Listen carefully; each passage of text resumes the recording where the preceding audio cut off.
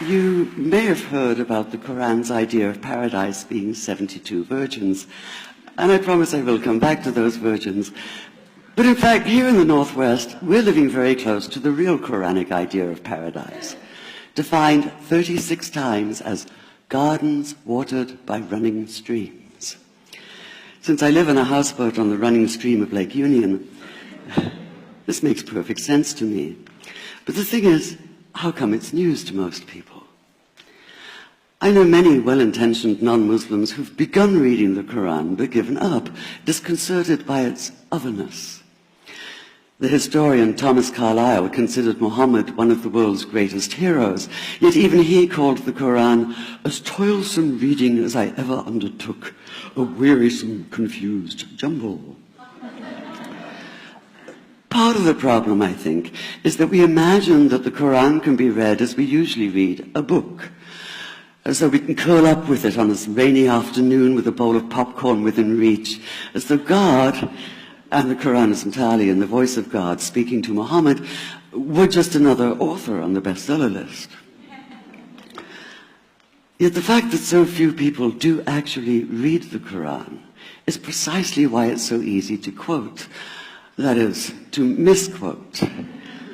Phrases and snippets taken out of context in what I call the highlighter version, which is the one favored by both Muslim fundamentalists and anti-Muslim Islamophobes. So this past spring, as I was gearing up to begin writing a biography of Muhammad, I realized I needed to read the Quran properly as I could, that is. My Arabic's reduced by now to wielding a dictionary, so I took 4 well-known translations and decided to read them side by side, verse by verse, along with a transliteration and the original 7th century Arabic. Now, I did have an advantage.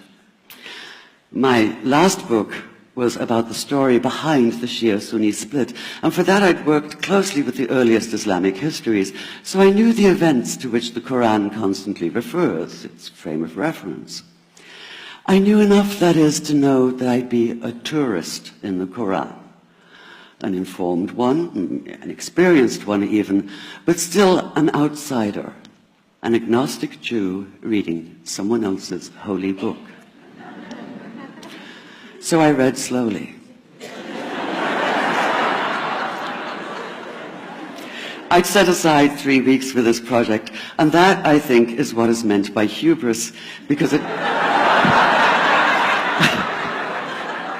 turned out to be 3 months.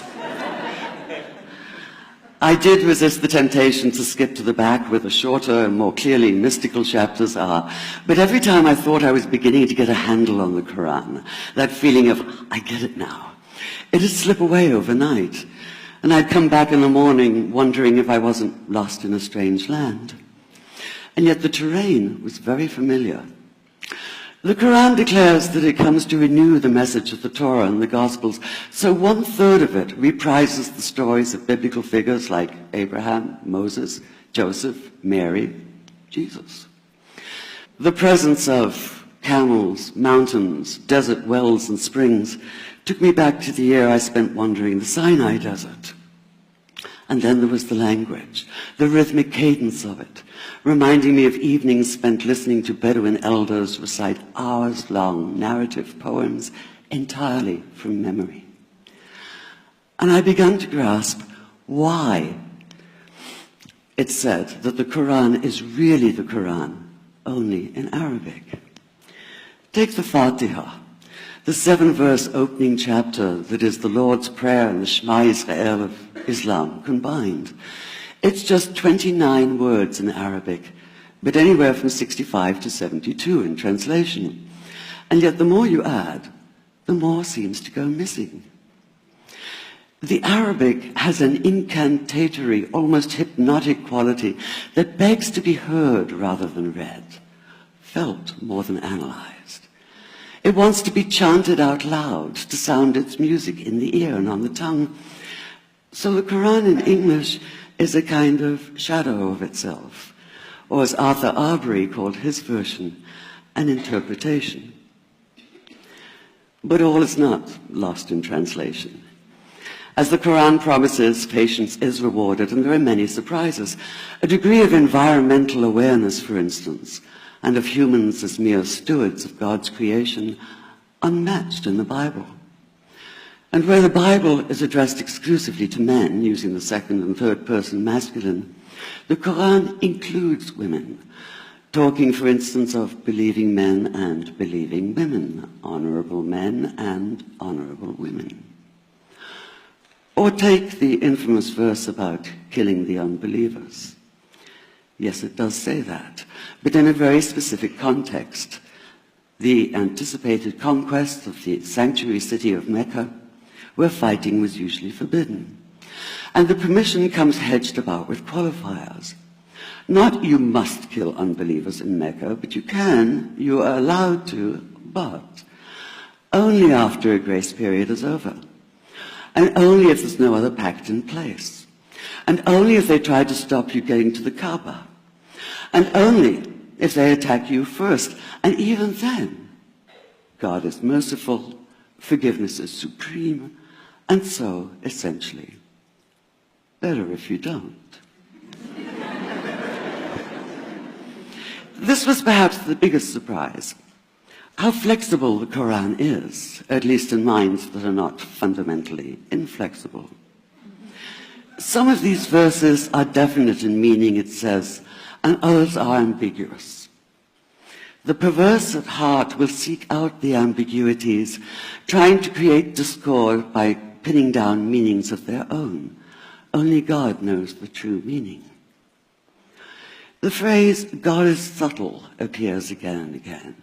And indeed, the whole of the Quran is far more subtle than most of us have been led to believe, as in, for instance, that little matter of virgins in paradise. Old-fashioned Orientalism comes into play here. The word used 4 times is huris, rendered as dark-eyed maidens with swelling breasts, or as fair, high-bosomed virgins. Yet all there is in the original Arabic is that one word, huris. Not a swelling breast or high bosom in sight. Now, this may be a way of saying pure beings, like in angels, or it may be like the Greek kos, or kore, an eternal youth. But the truth is, nobody really knows, and that's the point. Because the Quran is quite clear when it says that you will be a new creation in paradise, and that you will be recreated in a form unknown to you, which seems to me a far more appealing prospect than a virgin.